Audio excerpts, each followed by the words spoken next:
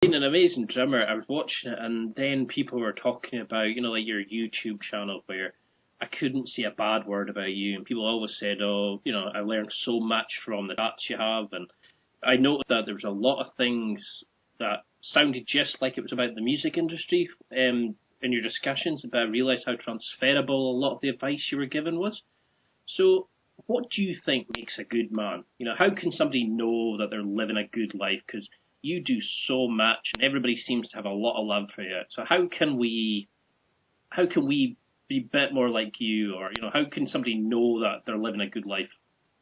Oh man, it's a great question. Well, yeah, I mean, if you look hard enough on YouTube, you'll see there's, when you put yourself out there like I do and you're on the internet, you're a sitting duck for, pundits and people that are very bored that can just sit there and crucify people, and hide behind the anonymity of the internet. So YouTube. that used to, yeah, it used to affect me, but I just try to accentuate the positive and find those birds of a feather, people that are into what I'm talking about. But yeah, you're living a good life if you can do the things you want to do with your life and somehow put it together and make it financially viable for you to live the life you want to live. It's a really long life if you do something you don't like to do, but the days just fly by for me because I'm passionately involved in my purpose in life. And so ultimately, I'm lucky to have found my purpose. Some people spend their whole lives trying to find their purpose. And my advice to people is try to figure out what resonates with you, what makes you happy, and turn that into a job, because you'll never work a day in your life if you find something that you love to do.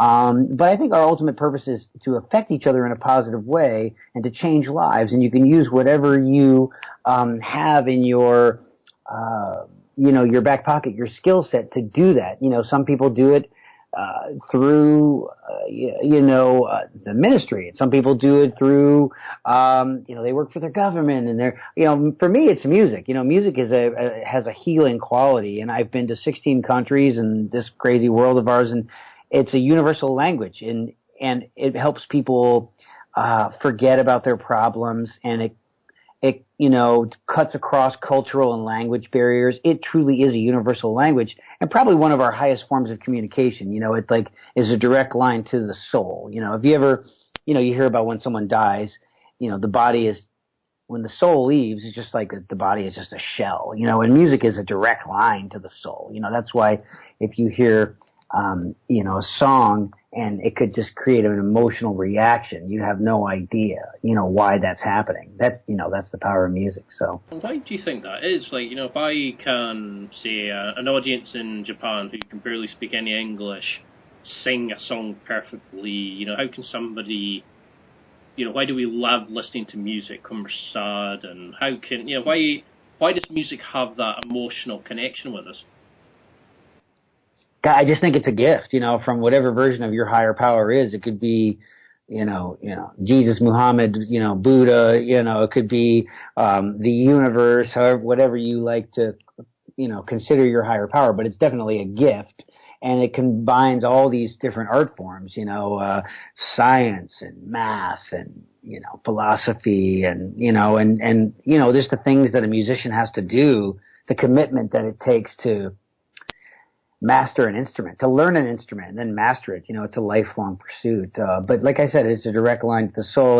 And here's a great example. Like, try going to do an intense cardio workout and not have inspiring and motivational music. It's a long hour.